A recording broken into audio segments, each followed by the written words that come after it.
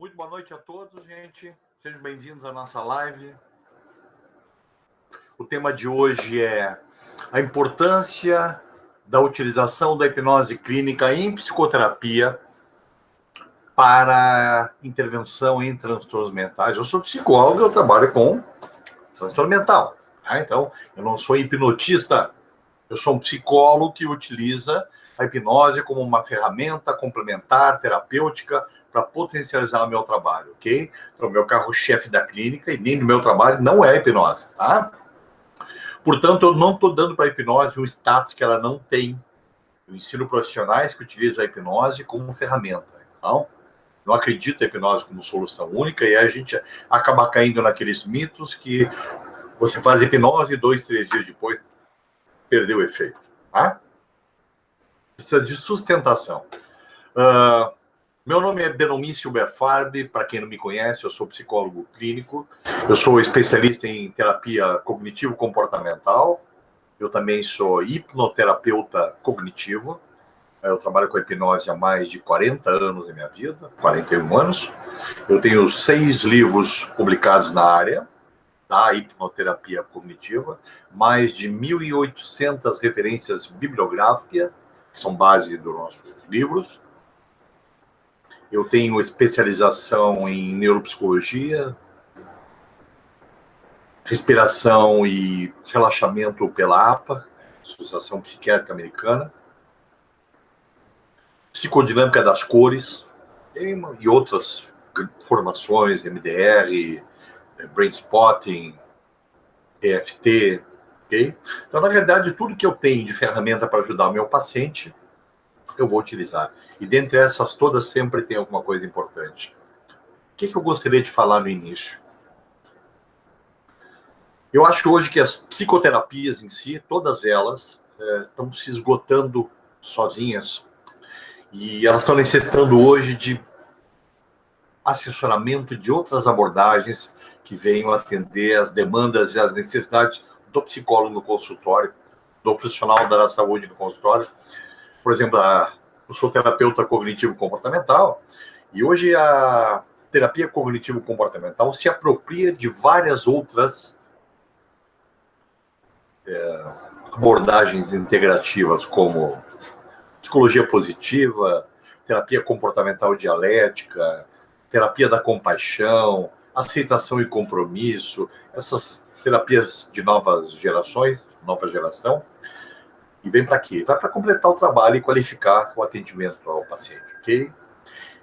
Acho que o futuro é a integração do que tem de melhor para que o paciente seja a nossa meta e não um festival de concurso de beleza para saber qual abordagem é melhor do que a outra, ok? A literatura mostra, eu tenho isso no meu primeiro livro, que a terapia cognitivo-comportamental é a abordagem mais compatível com a hipnose clínica. Existem alguns achados, né, da origem da terapia cognitivo-comportamental ligado a algumas coisas da hipnose, até porque muitos profissionais ligados à terapia cognitivo-comportamental começaram pela hipnose. Isso é uma surpresa para muitos profissionais que são muito preconceituosos dentro da minha própria área, e a gente sabe que os mais preconceituosos são os próprios colegas, e que se assombram quando a gente apresenta em congresso, falando, por exemplo, que o Joseph Volpe, criador da dessensibilização sistemática, começou com a dessensibilização hipnótica. Ele aprendeu hipnose com um médico chamado Lewis Goldberg. A hipnose nasceu muito na medicina, tá? E ele aplicava, ele trocou o nome por causa do preconceito e acabou fazendo a dessensibilização sistemática. Ele começou pela hipnose. Quem mais? Johannes Schultz, criador do treinamento autógeno, que é uma forma de relaxamento, também começou pela hipnose, chamava-se treinamento hipnótico. O médico que o ensinou foi Oscar Vogt, também médico. Tá? Portanto, Johannes Schultz, criador do treinamento autógeno, também começou a hipnose. O Arnold Lazarus, que trabalhava com o Volpe, usava a hipnose. E aí, pasmem, Albert Ellis, co-criador da terapia cognitivo-comportamental junto com o Aaron Beck, Foi durante 30 anos presidente da Sociedade Americana de Hipnose Psicológica. E ele foi formado 4 anos pela APA em hipnose clínica. Aí eu pergunto para vocês, quem é que sabe disso? Nos meus cursos e nos congressos a gente mostra material mostrando livros escritos pelo Albert Ellis sobre a aplicação da hipnose dentro da terapia racional, emotivo, comportamental, que é uma criação do Albert Ellis. E uma pena que profissionais que são especialistas em Albert Ellis omitem essa informação em seus cursos, nas especializações. Por quê? O que tem de mais falar que ele usava hipnose? Por quê? Porque é bruxaria? Bem pelo contrário, se o Albert Ellis usava hipnose, provavelmente ela tem fundamentação. E hoje, é incrível o que temos de publicação científica provando a eficácia da hipnose em psicoterapia. Para vocês terem uma ideia, os 2 sites mais idôneos em pesquisas científicas, Medline e PubMed, têm mais de 5.000 artigos científicos provando isso.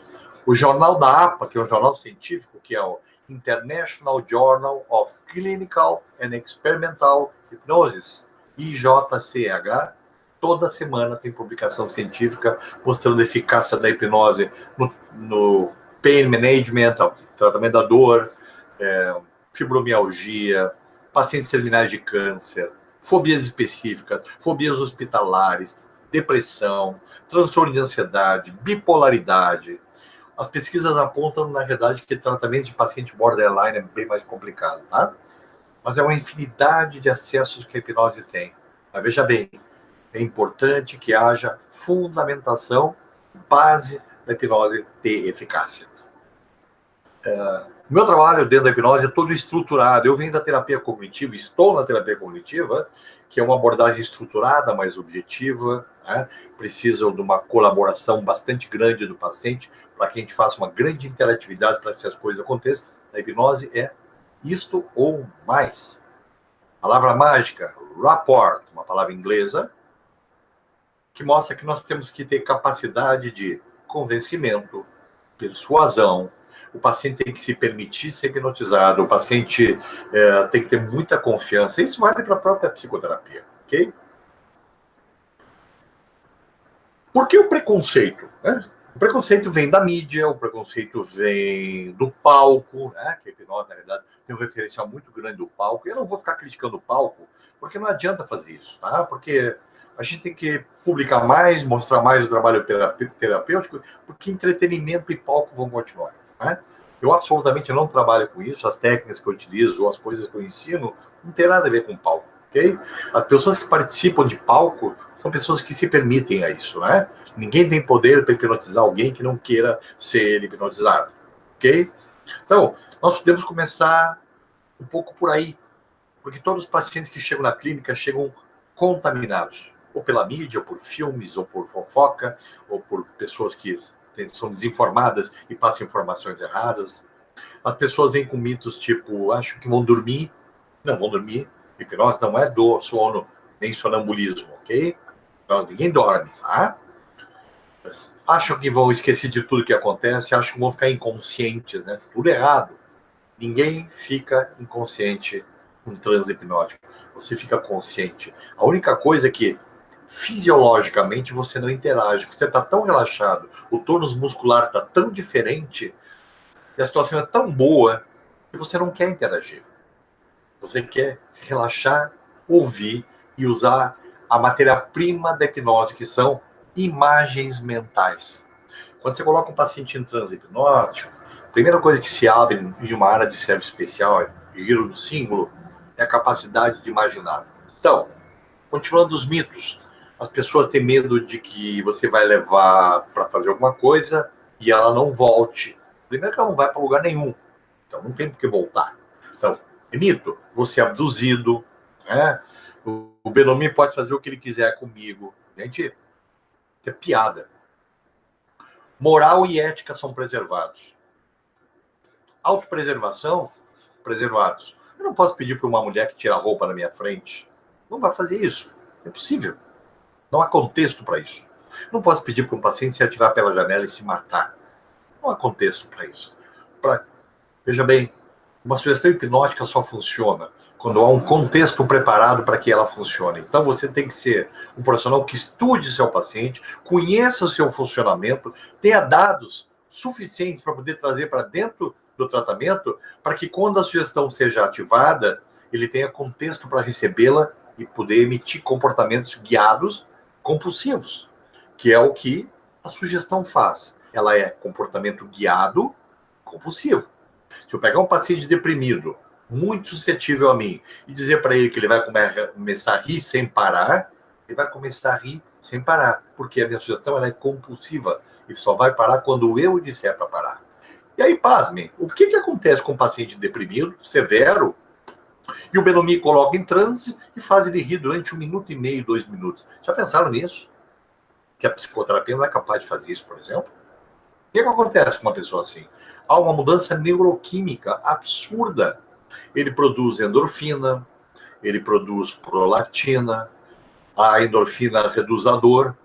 Gente, a endorfina tem um poder 100 vezes maior do que a morfina, para vocês terem uma ideia.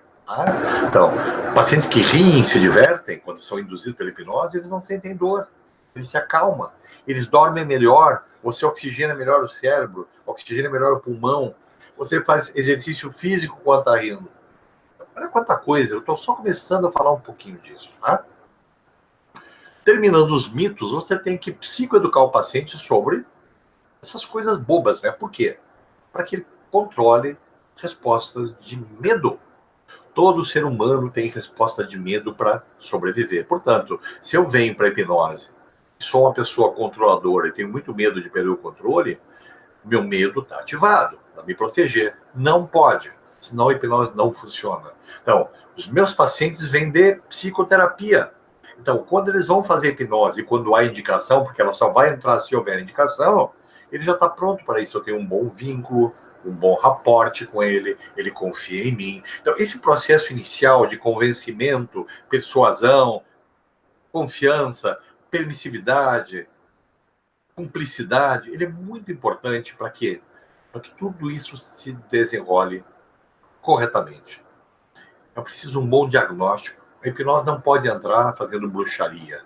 Você precisa de uma estrutura. Eu tenho um diagrama que eu criei chamado Diagrama de Conceitualização Mnemônica, onde você descreve todo o seu processo da hipnose. É feito um por sessão. Você pode utilizar, por exemplo, se você é um terapeuta cognitivo, utilize também o Diagrama de Conceitualização Cognitiva do Beck. Por que não? Tranquilo. Eu tenho um planner. Esse planner é toda a direção do processo durante o transe hipnótico. Você não pode colocar alguém em transe e dizer assim, e agora o que eu faço? Você está colocando o paciente como cobaia e ficar testando suas habilidades de Deus. Não existe. Você tem que estruturar o seu atendimento. Então, todo o meu atendimento é estruturado. Tudo isso que eu estou falando para vocês aqui, eu ensino em cursos. As pessoas saem dos cursos habilitadas para aplicar em consultório. Não é só para pilotar o cachorro, a sogra e o marido. Você vai aplicar isso dentro do seu consultório, porque você vai aprender a identificar personalidades hipnóticas. Quem são as pessoas? Pelo seu perfil. É muito, muito importante comunicação não verbal. 80% do que a gente faz durante o dia é não verbal. Apenas 20% é verbal. Portanto, olha como é importante sermos atentos à forma como o paciente entra no consultório, o jeito que ele caminha, o jeito que ele respira, o jeito que os olhos dele fitam você, a forma como ele fala, a forma como ele se mexe na cadeira, as pernas, alguma agitação psicomotora, o tom da voz. Tudo isso é importante, porque o corpo fala. Dentro da hipnose, dentro da própria psicoterapia, é extremamente importante você ver o paciente falando uma coisa e o corpo falando outra. Então, olha quantas coisas você tem que ir aprendendo para poder ter um conhecimento completo. O diagnóstico. O diagnóstico é extremamente importante, tanto para a psicoterapia quanto para a hipnose. Por quê? Se eu sei o que o paciente tem, se ele sabe que eu sei o que ele tem, ele se alivia. Porque ele sabe que existe uma coisa espetacular, que é a palavra esperança. Então tem que ser um cara, um profissional que explique para ele. neurocientificamente numa altura que ele entenda, neurofisiologicamente que ele entenda, como funciona o cérebro dele, por que ele é ansioso, da onde vem a ansiedade, por que a mão sua, por que as pernas tremem, por que em crise ele fica enjoado, por que ele tem visão turva, por que ele tem vontade de fugir e não enfrentar, por que ele tem pânico, por que ele congela o corpo. Tudo isso importa para o paciente saber o que está acontecendo com ele. E aí vai acontecer o quê? Vai cair a ficha. É muito mais fácil você tratá-lo assim. Ok? Então, precisamos ver que a hipnose não funciona sozinha. Ela tem que ter todo um aparato na volta para ela ser eficaz e o paciente trabalhar a manutenção. O que é isso? Manutenção. Todos os meus pacientes e todos os meus alunos em curso aprendem a auto-hipnose, porque toda hipnose é uma auto-hipnose. O Benomi não hipnotiza ninguém. O Benomi dá ferramentas, é um facilitador para que essas pessoas se hipnotizem. Eles não podem ficar dependentes de mim, se isso então é mercenarismo em saúde mental. Não pode. Ele tem que, no momento adequado, começar a se separar e aprender a usar as ferramentas que eu dei, que eu ensinei, que eu utilizo e que ele vai utilizar nos pacientes e com ele mesmo. Ok? A grande vantagem da hipnose em relação à psicoterapia são o número de ferramentas de condicionamento e de autocondicionamento que você é capaz de utilizar quando sai do consultório. A questão da psicoterapia só na verbalização e algumas mudanças importantes, ok, mas não tão intensas emocionalmente como acontece dentro da hipnose. A hipnose ativa muito mais a emoção, por uma razão absurda. A hipnose provoca um processo chamado hipermnésia, que é a capacidade de aumentar absurdamente a acuidade mental. Dentro de um transe hipnótico, dentro de uma imagem construída dentro da hipnose, não é fechar o olho e lembrar, é viver o cenário. Você coloca ali todos os seus sentidos, todos os seus sentimentos, todas as suas emoções. É importante o paciente saber o que é um sentimento e o que é uma emoção. Você sabe o que é isso? Ah, não, Benomi, é a mesma coisa. Não. Absolutamente não é. Se alguém já leu Antônio Damasio, ele explica exatamente o que é isso. A emoção é algo palpável. Você olha para alguém, você vê a pessoa lá, apavorada, a mão suando, a perna tremendo, agitação psicomotora. Isto é emoção. Sentimento não é identificável. Eu posso, por exemplo, rir e você achar que eu estou feliz e eu por dentro estou morrendo. Eu posso enganar alguém com o sentimento. A emoção não tem como enganar. Ela é neurofisiológica. Então, mostra para o paciente o que é emoção e mostra para o paciente o que é sentimento. Às vezes eles não sabem. O paciente na hipnose também aprende a validar emoções. Essa coisa de vivificação de cenários, essa coisa de cuidado mental facilita você experienciar emoções que na psicoterapia, ou às vezes no dia a dia, você não consegue. Você tem uma facilidade muito grande em acessar memórias traumáticas, por exemplo, dando ao paciente ferramentas e o acompanhando para que ele possa acessar aquilo sem medo de explodir, sem medo de surtar, sem medo de perder o controle, poder experienciar novamente, ressignificar aquele cenário vivo com a capacidade de modular, regular emocionalmente aquilo, sem fugir do evento. Coisa que ele tem feito a vida toda, muitas vezes dizendo que não lembra, que é um artifício, né? E outra, ele vai lembrar sempre, ele está evitando. Existe uma frase muito bacana do professor Ivan Izquierdo que diz: nós estamos sempre lembrando daquilo que nós precisamos esquecer. Olha que maravilha! Nós estamos sempre lembrando daquilo que nós precisamos esquecer. Portanto, a gente não esquece absolutamente nada. Tá? Se você ler alguns livros de ficção, você vai ver que todos eles já falavam que as memórias são todas falsas. Certeza absoluta. Se você tentar lembrar de alguma coisa de 5, 6 anos atrás, você vai colocar preenchimento de lacunas e não vai conseguir falar exatamente o que aconteceu, portanto, elas não são mais originais, elas passam por um processamento. E aí vem a palavra mágica que a terapia cognitiva engloba na sua estrutura: processamento cognitivo. Todos nós somos dotados de um filtro, né? E esse filtro é a nossa interpretação da realidade, é a nossa interpretação do dia a dia. Portanto, tudo que acontece no mundo, tudo que acontece na nossa volta, não é o que é. É como nós os interpretamos. Como interpretamos esse evento. Pessoas do meu lado podem olhar para o mesmo evento e interpretar de forma totalmente diferente. Por causa que tem medo de barata e quem não tem. Por causa que quem dirige automóvel e quem não consegue. É quem anda de avião e quem não anda. É quem consegue chamar uma menina para sair e quem fica em casa isolado e não consegue. Entende isso? São pessoas que têm menos capacidade de enfrentamento da vida. Ok? Se você for falar em nível neurológico, você vai dizer que as pessoas mais estressadas têm uma hiperreatividade amidaliana, amígdala cerebral, e uma hipoativação pré-frontal. O que quer dizer isso? Se eu estou estressado, eu não penso. Eu fujo. Ok? Então, cheguei numa parte importantíssima, que é psicoeducar o paciente sobre a neurofisiologia do estresse. Você vai dizer, o que tem que ver o estresse? Tudo a ver. Você nasce estressado. Óbvio, não me como você nasce estressado. Você nasce em paz, da barriga da mamãe. Negativo. Eu quero ver se no momento, a primeira mamada que você oferecer para o filho, você demorar. O que essa criança faz? Chora compulsivamente.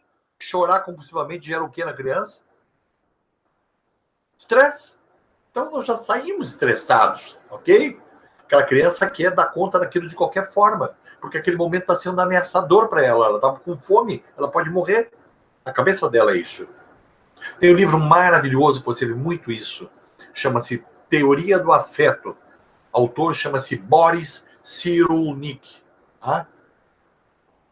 Fala sobre isso. Boris Cyrulnik é hoje uma das maiores autoridades em resiliência, né? E ele tem um livro maravilhoso chamado Teoria do Afeto. Procurem, leiam. Eles mostram a relação mãe-bebê, a relação pai-bebê, essas reações instintivas iniciais, sorriso do Duchenne. Tá?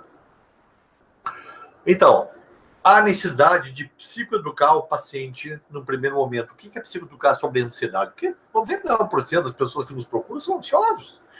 As pessoas que vêm procurar emagrecimento comigo, que talvez seja a maior demanda na minha clínica, as pessoas que vêm buscar porque têm transtorno de ansiedade, as pessoas que vêm porque estão deprimidas e são muito ansiosas, as pessoas que têm fobias específicas, né? Hospitalares, vêm muito ansiosas, pessoas que vêm com tricotilomania são ansiosas, pessoas que vêm com cross-dressing ansiosas, pessoas que vêm com algumas automutilações são extremamente ansiosas. Então você tem que ensinar para o paciente o que é ansiedade, senão não vai rolar. E não adianta dizer, ansiedade é o medo do futuro. Eu já ouvi isso 200 mil vezes. Isso é mentira. Isso é um pedacinho do que poderia ser, ok? Se você conceitualizar ou conceituar a ansiedade, ela tem um conceito completo que diz: ansiedade é uma característica biológica de todos os seres humanos que antecedem situações de perigo real ou imaginário e que confere ao corpo sinais muito ruins, que são os nossos sinais autonômicos de autopreservação. Você tem que ensinar hábito mesmo. O paciente não entende isso. Entende. Explique para ele com calma. Qual é a explicação que eu dou para ele, para explicar por que ele é um ansioso e de onde vem tudo? Ah, eu sou ansioso porque minha mãe era. Ah, eu sou ansioso porque eu sempre tive medo de tudo. Não é isso. Vamos para a explicação neurofisiológica. Explique isso em curso. Há 200 mil anos atrás, o Homo sapiens tinha que ter uma categoria, né? Mídia lá. Homo sapiens, há 200 mil anos atrás, tinha que ter uma explosão física muito grande para viver naqueles ambientes muito perigosos, né? Ele tinha duas coisas importantes para fazer na vida. Ele tinha que caçar e trazer comida para a família, e ele tinha que transar com a mulher dele muito, para aumentar a variabilidade da espécie, né? Segurando os genes mais fortes para prosseguir e os genes mais fracos serem eliminados pela seleção natural, Darwin. Quando ele ia para caçar, os animais eram muito grandes, havia muito perigo. Ele tinha duas coisas para fazer na vida, e aí vem as origens da ansiedade, né? Ou luta, ou foge. Então, uma das pequenas origens primeiras da ansiedade é luta ou fuga. O que acontece nessa hora? Nós estamos lutando o tempo inteiro pela autopreservação. Nós nos cuidamos o tempo inteiro, 24 horas por dia. Foi provado a existência no nosso cérebro de uma estrutura chamada Sistema Involuntário de Gerenciamento de Cenários de Risco. John Paul e Robert Paul São dois cientistas, são os irmãos, que na Universidade de Kennedy Hall, no Canadá, provaram isso cientificamente. Tá? Sistema involuntário de gerenciamento é um radar que funciona 24 horas por dia para a gente não morrer. O tamanho do passo que você dá, o tamanho do degrau que você desce, onde você estica o braço, onde é que você se encosta, cuidar para não cair de um pega-mão, de uma sacada, tudo isso está rodando um software de proteção o tempo inteiro. Tá? Muito bem. Eu estou na frente do meu inimigo lá, eu estou tentando caçar, e eu digo, é muito grande para mim, eu não vou conseguir. E aí o cérebro diz para o Benomi, fuja. No momento que o Benomi recebe a informação, é porque a amígdala cerebral está recebendo um estímulo visual pelos olhos e está julgando a situação como extremamente ameaçadora. Okay? Então ela manda um sinalzinho para uma outra estrutura do cérebro que operacionaliza todo esse movimento chamado hipotálamo, okay? Que manda por si uma informação para as glândulas suprarrenais produzirem adrenalina.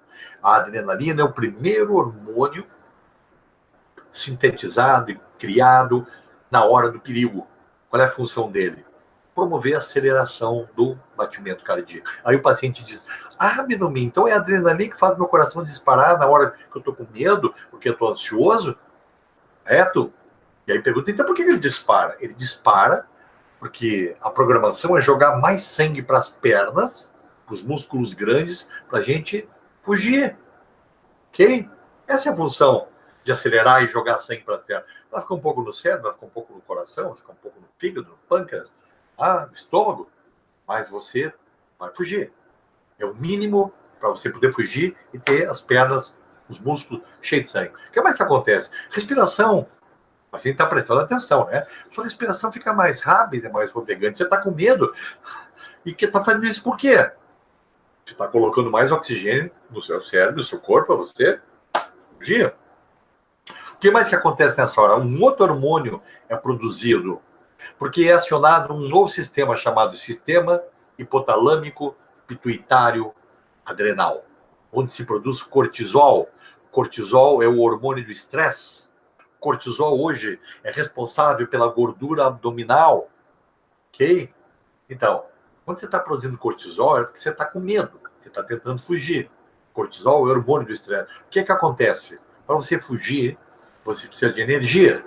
Energia é glicose. Se você produz glicose, você aumenta o nível de insulina. O que dá? Fome. É por isso que o estressado tem compulsão e tem fome. E vai salivar. É um processo. É um ciclo vicioso. Aí você ensina isso para as pessoas que vêm buscar dieta alimentar. Ok?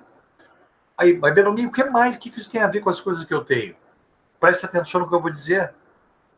Hoje, você não tem mais um animal lá de 2 ou 3 metros de altura sendo ameaça. Hoje, o cérebro continua sendo o mesmo cérebro antigo, instintivo, reptiliano. Só que hoje é uma prova na faculdade, é um filho doente, é pedir aumento para o chefe, é uma traição, é dirigir um automóvel, é andar de avião, é o medo de uma barata. Tudo isso, qualquer tipo de coisa que eu imagine que gere ameaça para mim, o corpo responde como se eu tivesse que fugir de um Tyrannosaurus Rex. Entende? O movimento é o mesmo. Aí a pessoa pergunta, Benomi, então o que eu tenho que fazer, Benomi? Você tem que mudar a forma como você avalia as ameaças na sua vida. Descatastrofizar. Ser um pouco mais realista. Relaxar. Benomi, eu não estou pagando para relaxar, eu quero terapia.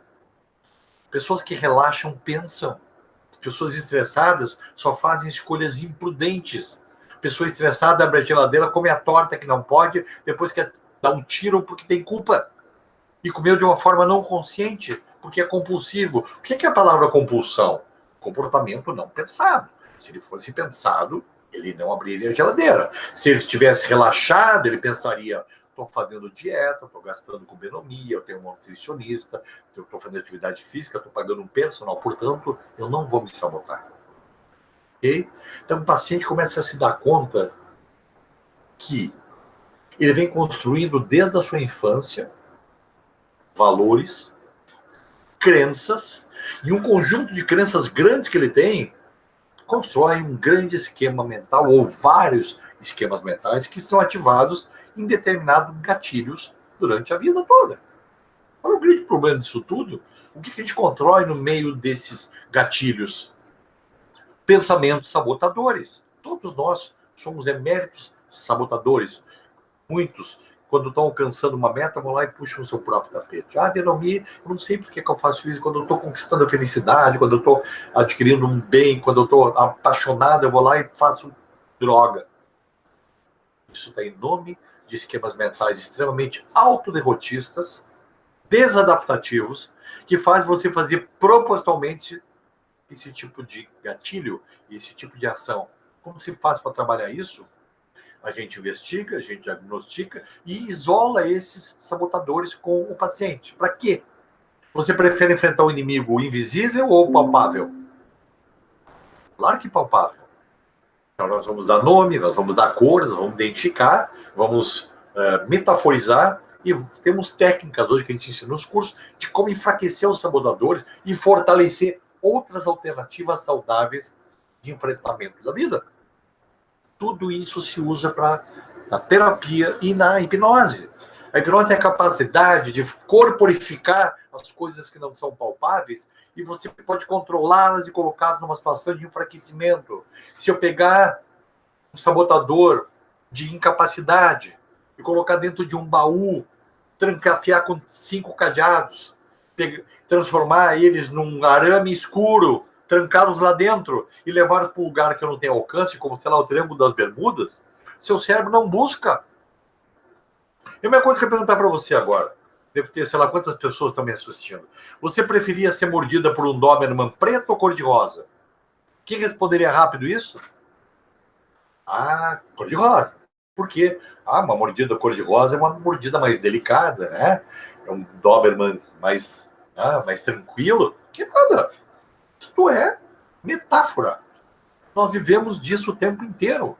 Nós vivemos de expressões faciais, nós vivemos de movimento de corpo, nós falamos com o corpo. Tudo isso é importantíssimo. Tudo isso é trabalhado dentro do consultório, na psicoterapia e na hipnose, ok? Vocês estão vendo tudo que eu estou tentando mostrar como o casamento entre psicoterapia e hipnose é perfeito. Cada um no seu tempo, um depende do outro. Eu acho que só a psicoterapia demora muito tempo e já não se basta. A hipnose sozinha é efêmera, dura pouco tempo. Ela precisa disso tudo para dar sustentação e o paciente se auto-aplicar. Ok? Então, nós temos um caminho grande pela frente. Qual é a primeira coisa que eu faço quando há indicação para a hipnose? Teste. Hoje existem testes para saber a hipnossensibilidade, para saber quem são as pessoas suscetíveis. Conforme a APA hoje, publicação de 2016 ou 2017, 98% das pessoas são suscetíveis e 2% não. Eu sou muito criticado, porque tem muito inteligente na praça aí, muito cara estuda muito, diz que 20% só da população é suscetível e 80% não é. Piada. Nos meus cursos, os alunos são 99%, se não for 100% hipnotizados. Onde é que está esse índice de 20%? Todo mundo é suscetível. Todos. O que acontece é que tem pacientes mais controladores e obsessivos são mais difíceis. Mas o paciente já vem com um bom vínculo, um bom raporte com você, vai ser hipnotizado. Okay? Eu vim de um evento agora do interior ontem, que uma das pessoas que estava no auditório disse: eu sou muito controlador, acho que esse negócio seu não vai dar certo. Eu digo: vem até aqui, vamos ver. Eu não tenho problema com frustração. Se der errado, você volta para sua cadeira e senta. Levou 1 minuto e entrou em transe. Porque eu desobriguei ela a ser hipnotizada. Como é que funciona o cérebro? Então, se 98% são suscetíveis e 2% não, quem é esses 2%? 1% não quer ser hipnotizado, não vai ser. E 1% a gente desrecomenda algumas patologias psiquiátricas, como esquizofrenia, esquizoide, esquizofreniforme, esquizotípico, esquizoafetivo, toda essa área esquizo. Por quê? Porque a hipnose pode aumentar a possibilidade de alucinações e delírios. Não vamos correr risco. Pacientes psicóticos pode acontecer a mesma coisa.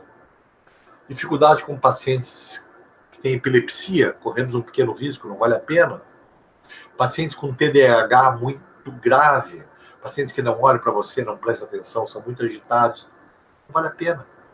Okay? Pacientes em uso de álcool e droga, não dá para fazer. Pacientes que não estão usando e buscam ajuda, ok. Mas paciente em uso, está no consultório e recém usou, não tem como. Paciente com medicação acima da janela terapêutica, paciente muito mobilizado, ou seja, totalmente disfórico, desmobilizado, sem reação, não tem como trabalhar. Contate o seu psiquiatra, pensar para ele modular, abaixar um pouquinho, para a gente poder ter acesso ao paciente. Todo o trabalho de hipnose e de psicoterapia, no meu caso, é multidisciplinar, ok? A gente trabalha com equipe de médicos, fisioterapeutas, endocrinologistas, nutrólogos, ok? Médicos ligados à física quântica, nutrição funcional, nutrição cerebral. Solicitamos aos pacientes que façam o exame de TSH para ver se tem hipotiroidismo, que desacelera o metabolismo e você não consegue emagrecer. Ir para um laboratório fazer um exame de nível sérico para ver nível de cortisol. Tudo isso importa. Não é chute, não é mágica. Faz hipnose lá. Tem gente que liga não interessa de onde, tá? Alô, Benomi, você faz hipnose, né? Ok. Quanto custa para ir botar o balão? Aí eu respondo, aqui não é loja de festa, aqui não tem balão. Aqui tem um tratamento psicológico e se houver indicação, se coloca o balão intragasto imaginário. Ah, mas eu queria pagar para o balão. Você está no lugar errado. Eu sou psicólogo. Eu vou ter que aguardar um tratamento para ver a indicação. Vocês batem o telefone e não vem. Alô, Benomi, quantos quilos eu perco na primeira sessão com a hipnose?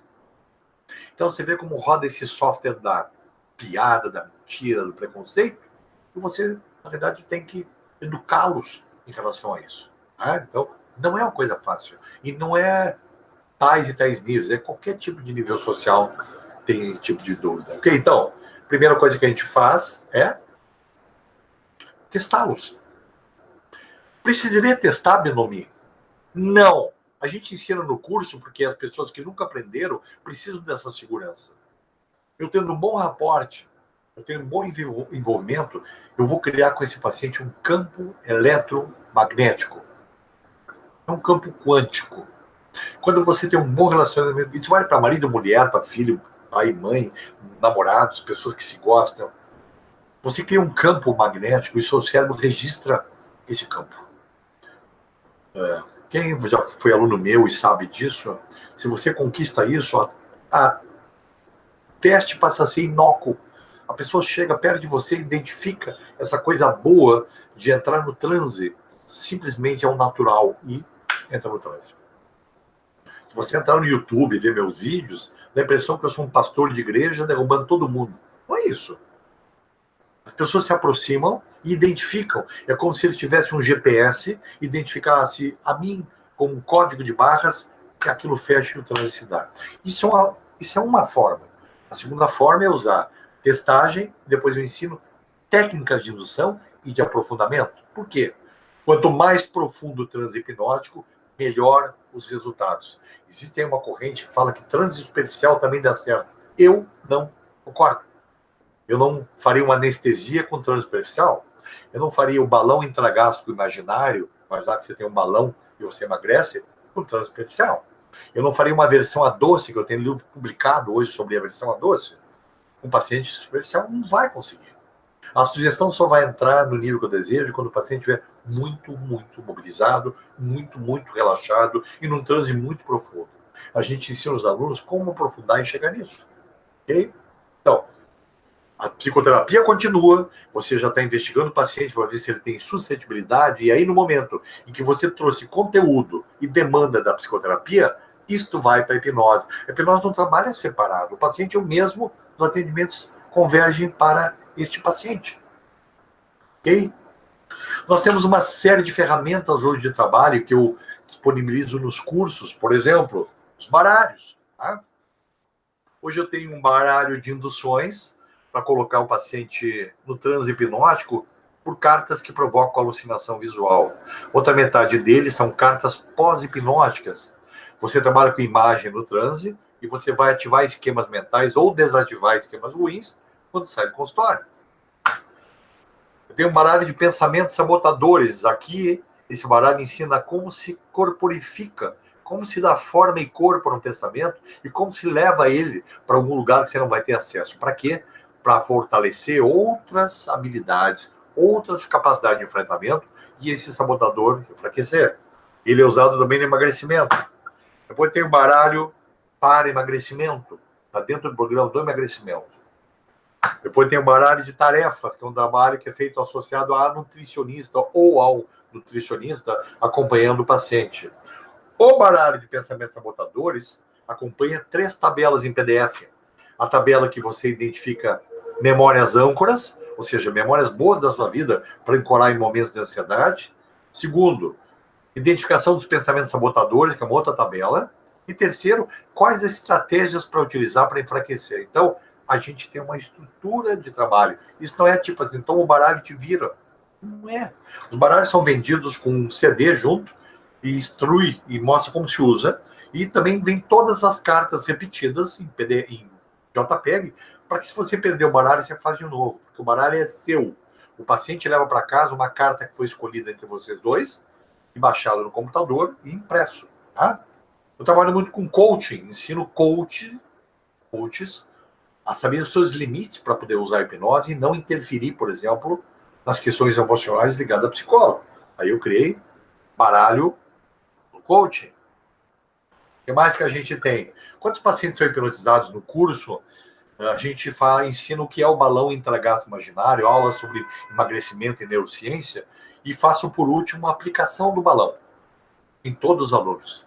Os alunos que receberam a aplicação das técnicas, eles têm condição de comprar um CD, que é o CD do balão, que é uma autoaplicação. Tem os arquivos de automanutenção, que pode levar para casa. Eu tenho pacientes que emagreceram 30, 40, 50, 60, 70 quilos. Quando fazem todo o processo e culmina balão. Eu tenho um software premiado na Europa, que é o medo de fobia de avião. Isso aqui em 7, 8 sessões, você coloca o paciente no avião. Psicoterapia, TCC, 24, 30 sessões. Ah, mas TCC não funciona? Funciona. Mas ela e a hipnose juntos é mais rápido. Ok? Eu trabalho com realidade virtual. Eu uso um óculos de realidade virtual, onde eu coloco o meu celular encaixado nele. Tá? Todo o processo é no celular. Por exemplo, pacientes com fobia social, em que o último estágio é o óculos, para saber se ele está pronto.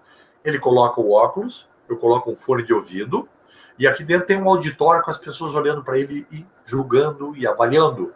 Ele tem que controlar sintoma e tem que estar zerado a ansiedade. Tipo, de 0 a 10, 10 muito, ele tem 2. Por quê? Porque eu estou fazendo aqui uma previsibilidade, uma avaliação antecipatória de algo que ele ainda não fez. Para quê? Para dessensibilização. Quando ele chega no evento, o cérebro dele sabe que ele já fez várias vezes isso. Ok? Então, olha quanta ferramenta. Eu disponibilizo também os meus livros, 6 livros base. O livro geral, o livro sobre transtorno alimentar, livro sobre transtorno de ansiedade, livro sobre aversão a doce. A gente ensina nos cursos cada um dos transtornos de ansiedade generalizada, estresse pós-traumático, toque, fobia social, agora é transtorno de ansiedade social, pânico. Eu não conheço na minha vida ferramenta mais rápida para acabar de uma vez com ataques de pânico, síndrome do pânico, seja o que for o nome, em 2 sessões. O paciente continua o tratamento para ansiedade, mas a crise que desmobiliza, que não deixa sair de casa, que não deixa ir ao shopping, que não sobe mais escada rolante, elimina. Ok? Elimina. Então, isso tudo é ensinado para os alunos. Como aplicar isso? Como funciona? Qual é a estrutura que mantém isso? Como é que a psicoterapia se associa a isso para potencializar? Ok? Então, qual é o título do nosso evento? Importância da hipnose no tratamento dos transtornos mentais. A maior propriedade que a hipnose tem hoje é trabalhar sintomas de ansiedade. É imbatível. Então, você trabalha em todos os transtornos. A gente ensina quais são as técnicas específicas para cada um. Ok? O trabalho de depressão é maravilhoso, buscando e condicionando memórias em que o paciente normalmente não tem acesso. Porque ele faz o quê? Ele faz um erro de pensamento, ele tem uma distorção cognitiva que faz com que ele não busque nada que melhore. Entende? Ele vai dizer, Belmiro, você está fazendo tanta coisa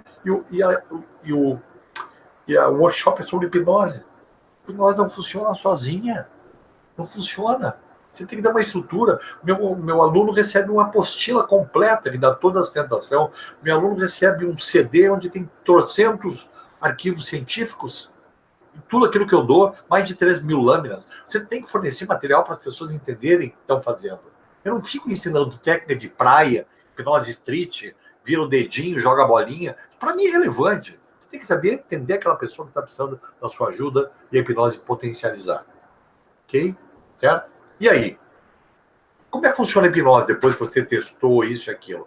É preciso você não ficar ansioso e afoito para usar a hipnose, porque você precisa pelo menos de 4 ou 5 sessões de aprofundamento, de vínculo na hipnose, de ter o paciente na mão, de ele estar no seu consultório, você olhar para ele cai, ele respirar com você, ele cai, ele olhar para os seus olhos, magnetizá-lo, ele cai. Esse nível que nós precisamos. Porque senão as coisas mais importantes para serem usadas não funcionam. Ok? Não funcionam. Então, eu digo para os alunos, não façam nenhum tipo de intervenção direta sem fazer 4, 5, 6 sessões. Como é que eu dou o nome disso? Propriocepção adaptativa. O que quer dizer? Propriocepção, que palavra é essa? Tem livros. Percepção sobre os próprios sinais do corpo. O que é adaptativa? Você muda a relação com o corpo. Se você pegar hoje o conceito de pânico, o pânico é a avaliação catastrófica que você faz dos próprios sinais do seu corpo. Se eu com a hipnose inverter isso, em vez dos meus sinais serem ameaçadores para serem prazerosos, acabou o pânico. Eu entro em parceria com o meu corpo, harmonia, e acaba qualquer conceito de pânico. Ok? Então, 4, 5, 6 sessões. Depois, sim, aí nós entramos com o que eles aprendem no curso, tá? Cada técnica específica com a hipnose para isso. Aí você vai dizer, você esqueceu da psicoterapia, Benoni? Não, é a psicoterapia que traz demanda. Quando terminar aquela demanda para aquele caso específico, você volta à psicoterapia e continua trabalhando. Muita coisa aparece nos transes hipnóticos e não estava na psicoterapia. E nós levamos como conteúdo para trabalhar e processar na psicoterapia. Então, a troca é contínua, a interação é rápida e contínua o tempo todo. Hipnose e psicoterapia, hipnose e psicoterapia. Ok? É assim que funciona. Depois, que etapa mais importante? Ensinar para o paciente a auto-hipnose, para ele entrar em transe em casa e potencializar o tratamento e colocar em prática.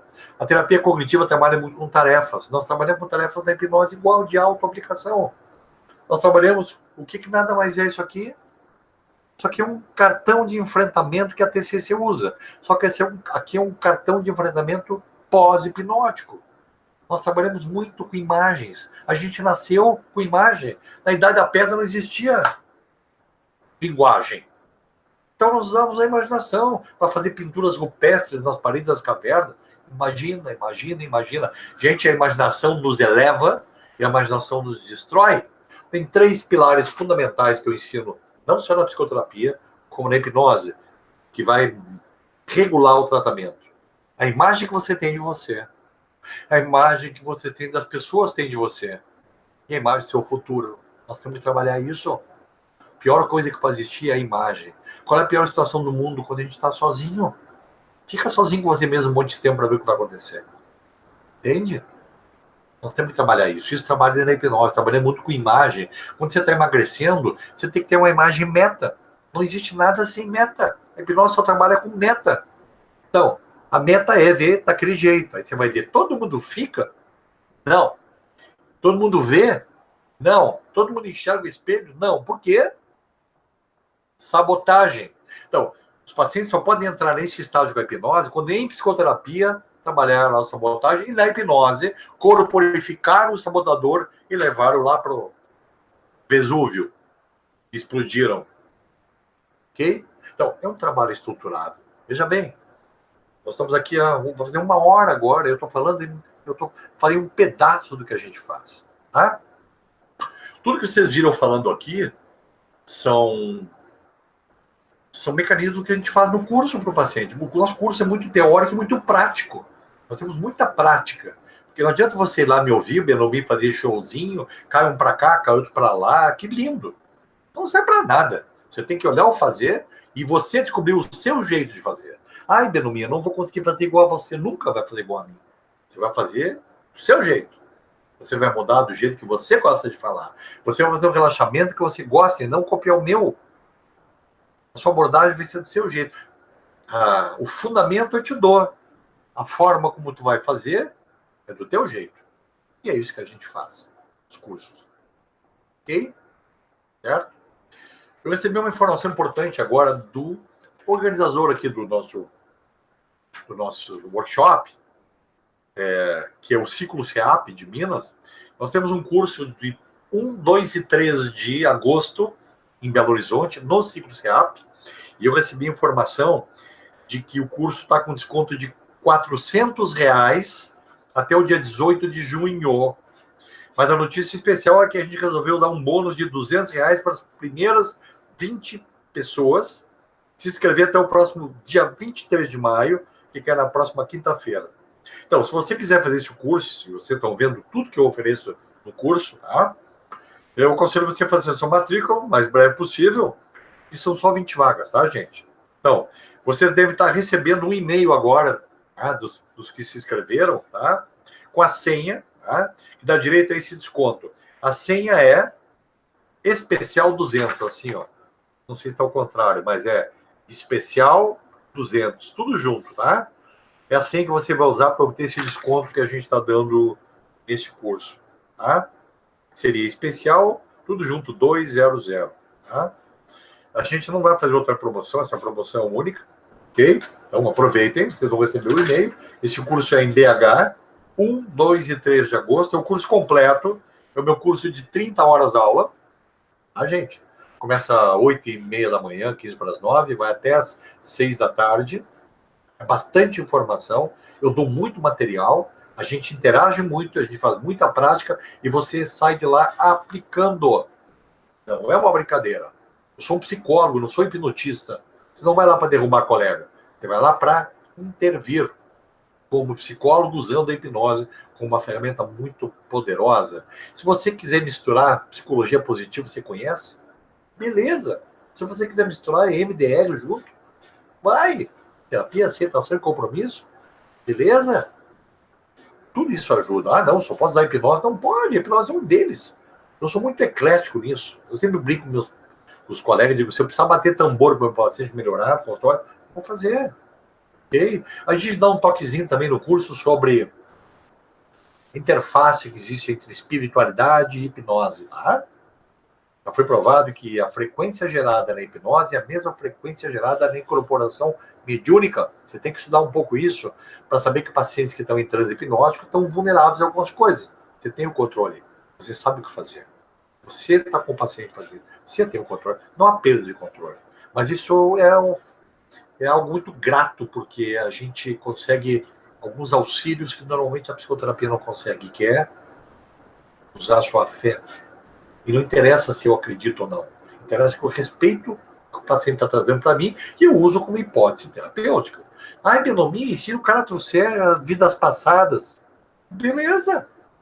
Eu vou usar como hipótese terapêutica. Tudo isso são hipóteses que eu posso ressignificar a vida do paciente usando o que ele está me trazendo.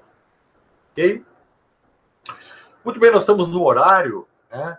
Eu acho que a Bruna, que está coordenando, está me ouvindo, para a gente ver, eu acho que algumas perguntas das pessoas que estão assistindo. Informando novamente que o curso é 1, 2 e 13 de agosto, Belo Horizonte. Ciclo CEAP, é uma escola muito legal, trabalha bastante com videoaulas. Eu tenho duas videoaulas lá também disponíveis. Um sobre ansiedade e pânico e outro sobre como se aplica a hipnose online. Como você consegue hipnotizar alguém por videoconferência? Como é que eu hipnotizo alguém que está em Madrid, em Lisboa, que eu tenho paciente? Tem técnicas? Tem? Certo? Bruna, o que você quer fazer em relação às perguntas? Então vou responder aqui, tá? Bruna Dutra.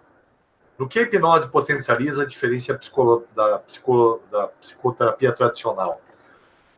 A diferença é que ela ativa muito mais emoção, ativa muito mais seus sentidos. Você consegue vivificar situações e ter experiências que você não teve ainda, tipo de êxito, de bem-estar, coisa que conversa na psicoterapia não chega nesse nível.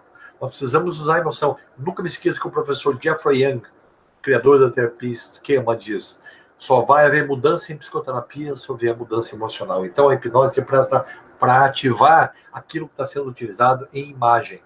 Ok? Segunda pergunta, Davi Bastos.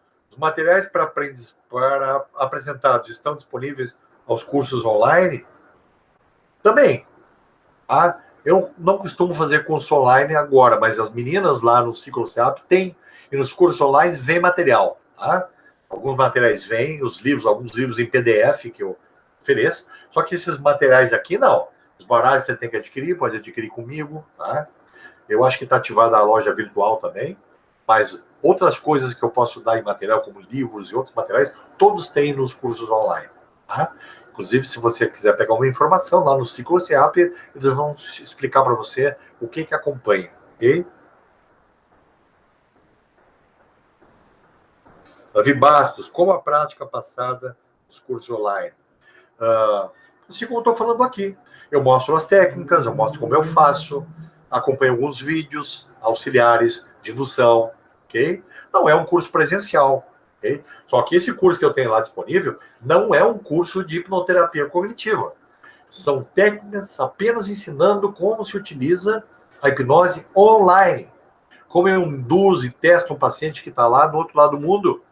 Como é que eu posso fazer hipnose com alguém que está lá? É igual ao presencial? Não tem a mesma eficácia. Tá?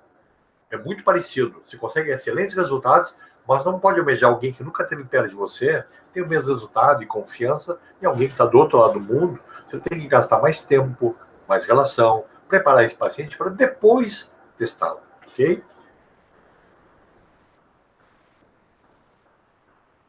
Mais alguma coisa, Bruno? Perguntas?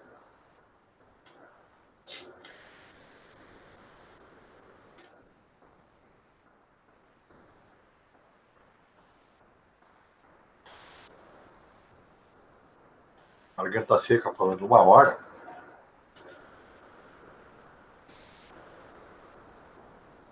Bruno Micali.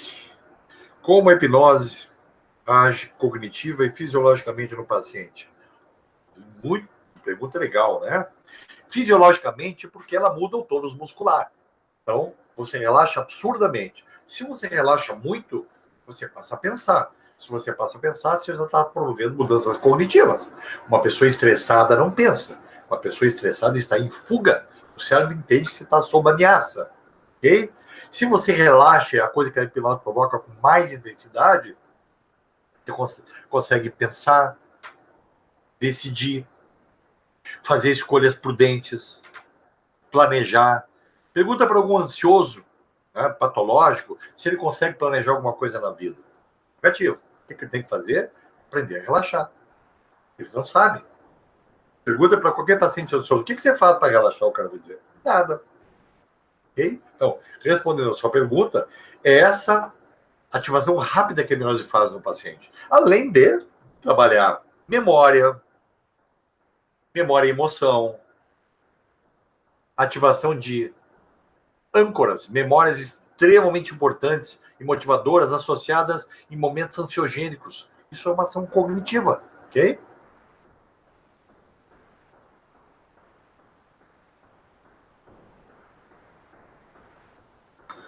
Aguardando mais alguma pergunta.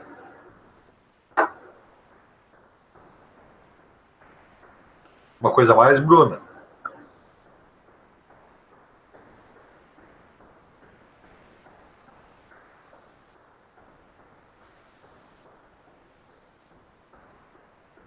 A parte de emagrecimento é muito legal. Eu ensino toda a parte de emagrecimento e como você pode se dedicar a esse tipo de trabalho dentro da sua clínica. A demanda é imensa, né? Muitas mulheres, né, que vêm de 200 mil tratamentos, engorda, emagrece, Dieta da Lua, da Melancia, e vem nos buscar como última salvação. Você tem um ferramental muito forte, eu tenho um livro que baseia isso tudo, que é o livro Hipnoterapia Cognitiva nos Transtornos Alimentares. Então tá, gente. Eu queria agradecer a oportunidade de estar aqui com vocês mais uma vez, né? E estamos sempre disponível para qualquer dúvida. Okay?